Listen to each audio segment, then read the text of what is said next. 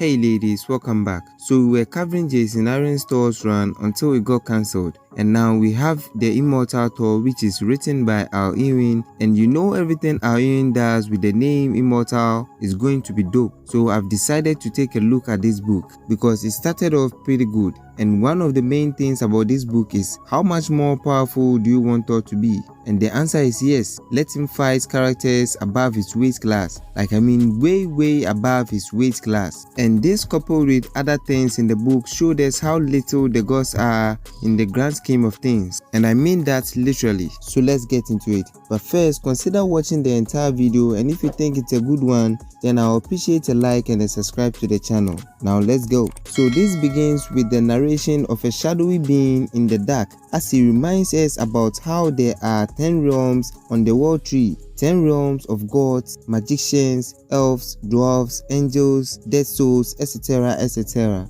And he emphasizes on how those here are not gods, as we count gods, but more. For the gods are creatures of stories, with stories being a shadow play cast on the wall, which begs the question, who then cast the shadow? What could block the light? As this shadowy figure says, the wheel turns. Understand ye yet or not? But then back in Asgard, the realm of the gods, this frost giant made Skrimir and a few other frost giants have laid siege to Asgard, burying Asgard under ice and snow, turning the summer into winter. With that, Skrimir, who claimed to be the true king of Jotunheim, commands his subordinates to attack and bring them a night without mourning, frozen dead in their sleep, frozen like Elsa. And this got the warriors worried, especially Vostag, who looks more terrified than worried, which is mainly because he is the only one feeling the chill down to his bones. And we all know Vostag loves to chill, but well, not this kind. But then Hildegard wasn't shook up,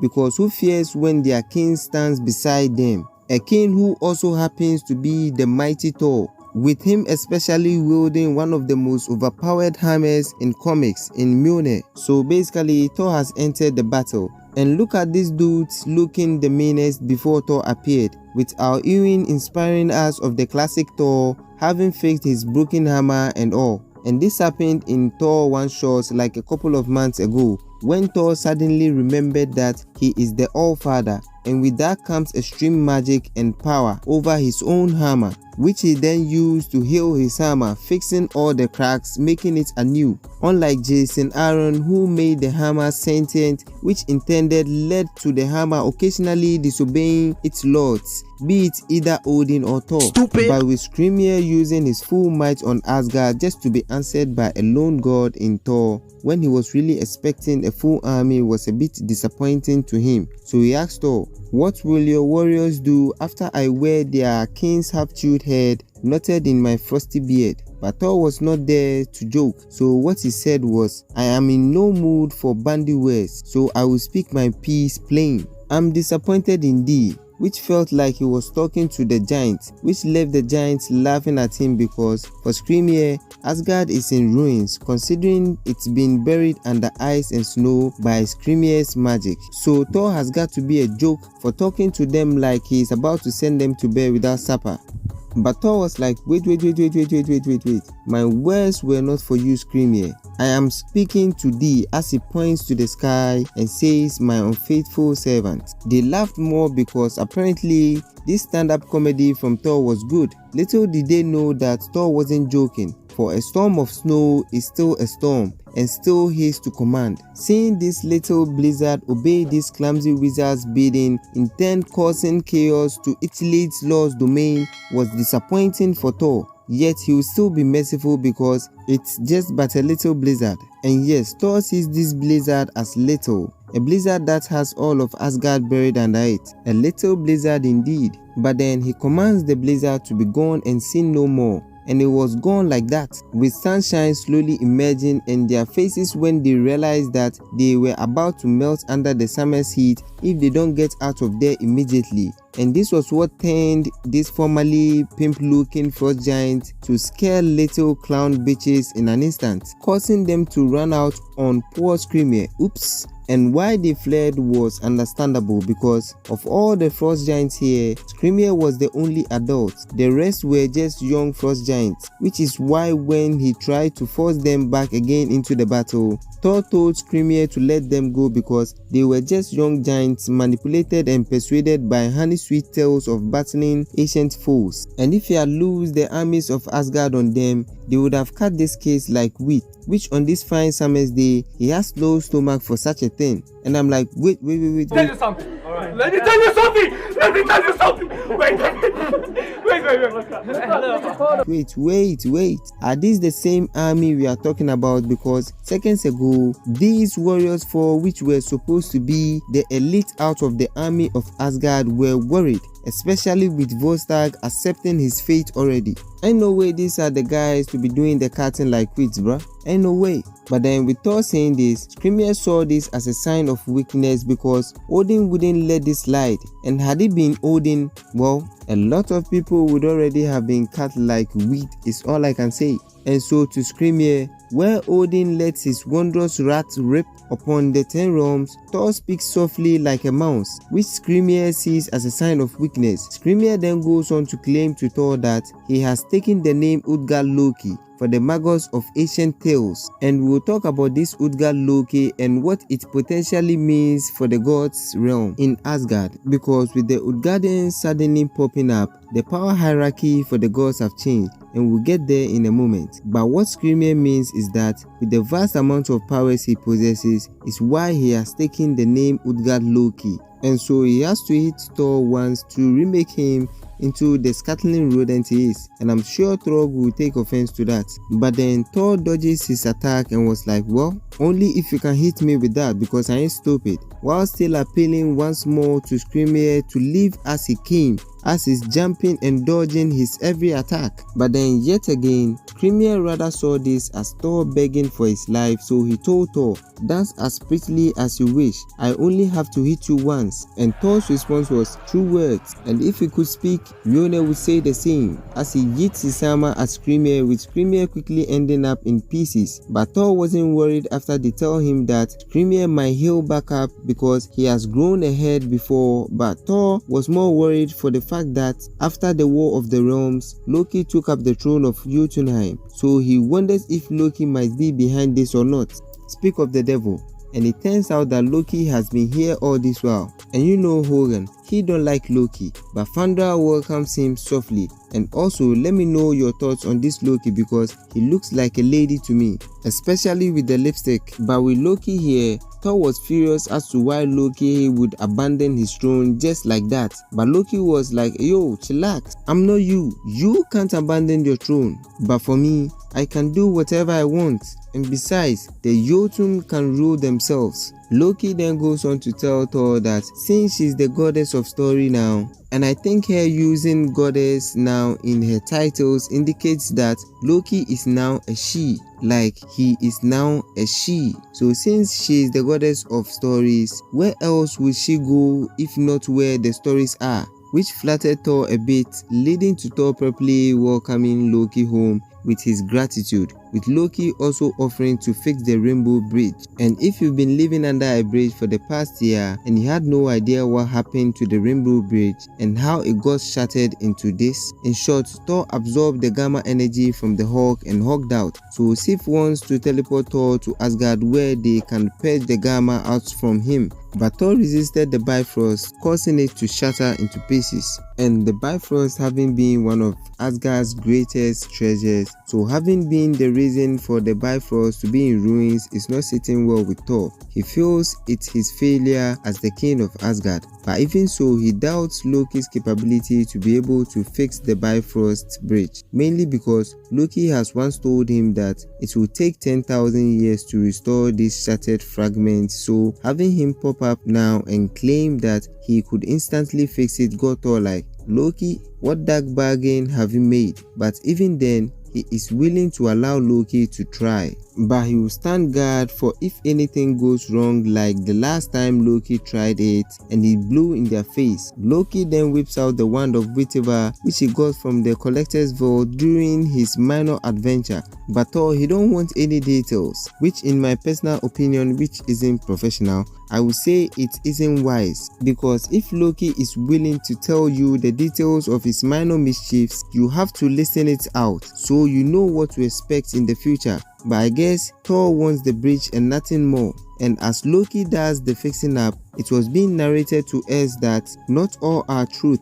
for a storyteller is a liar, trickster and a traitor, which really is Loki in 3 words. So the narration goes on to tell us that to trust a storyteller is to risk your very heart, for the wand of whatever is only a whittled driftwood, a prop with a pretty story attached, and that lie hid a deeper magic. What if the future was unwritten, the present uncontained? What if we were free to go anywhere, do anything, be anyone? All of us, gods and mortals alike. What couldn't we do the day all our cages open? Magic is a symbol and metaphor. Stories turn moments into power, moments like this, and a teller of tales can harness that power even in a moment. But no journey without a trial, no spring without the winter. No magic is without cost, and this alone shows us that Loki has already screwed Thor over. It even shows in her face after fixing the bridge, but Thor was more ecstatic to notice that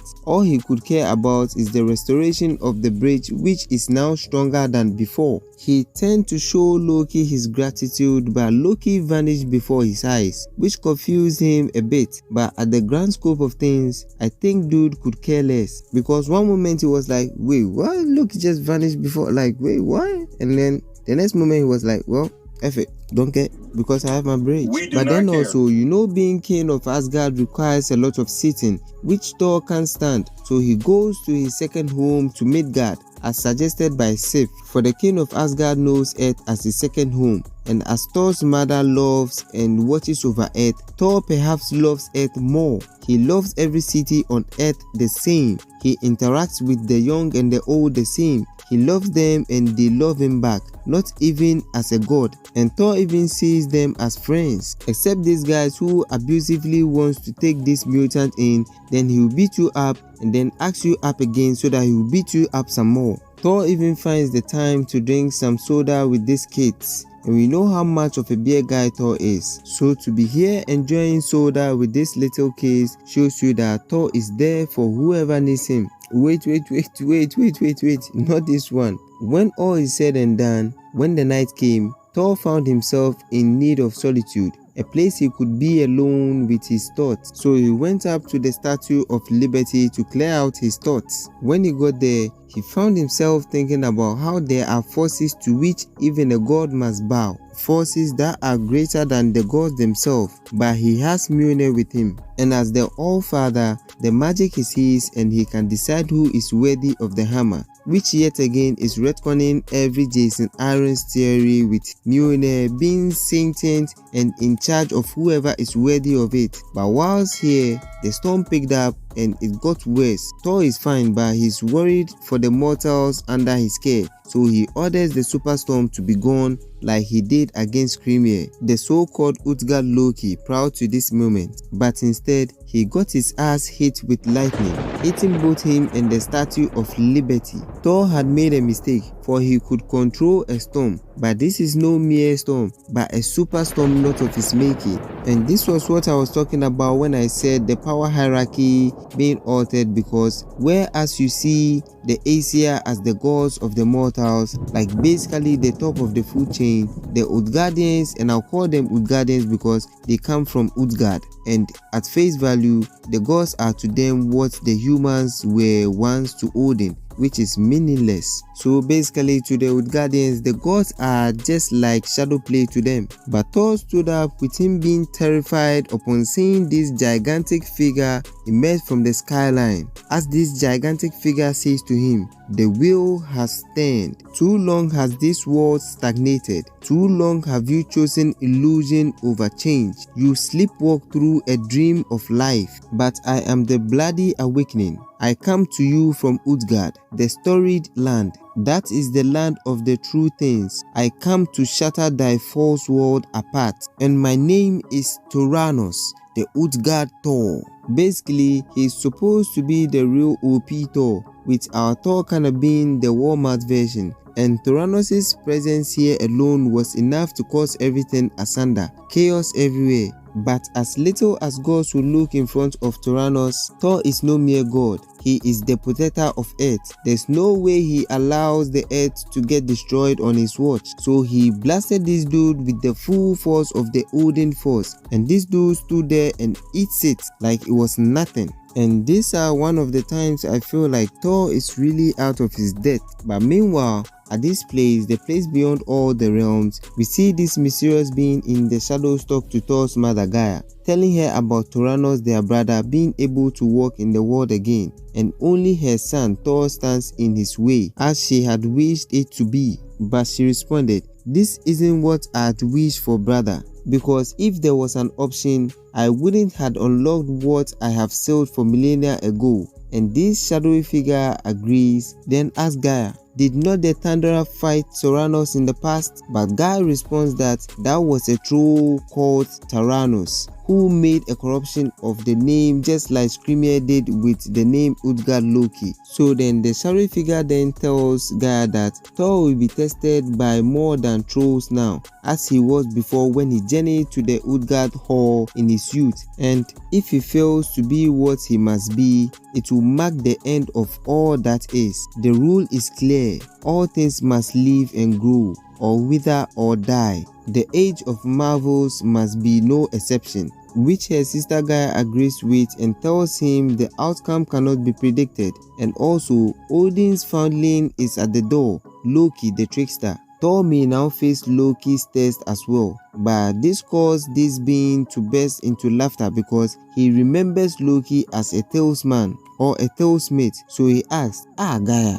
my sister, my jailer, my ancient fool, you bring laughter into the halls of Asgard. For if Thor can be tested by Loki, then the Asgard Loki will destroy him utterly. Et voila. So if you like this content, make sure you hit the like button and subscribe to the channel for more. But then this got me thinking, like, this book just started and the villains have already been bundled up and stacked waiting for Thor, even when he is yet to defeat the Asgard Thor. Like, man, give this dude some space. And also, what does Thor have to become to prevent the end of all things? So then let me know your thoughts on this book going forward. Like and subscribe, and we will meet again in the next one. Et voila. Man, I can't believe I just said sunshine, sunshine, sunshine, sunshine, sunshine, sunshine, sunshine, sunshine. Yeah, it's all good. Sunshine, it's all good.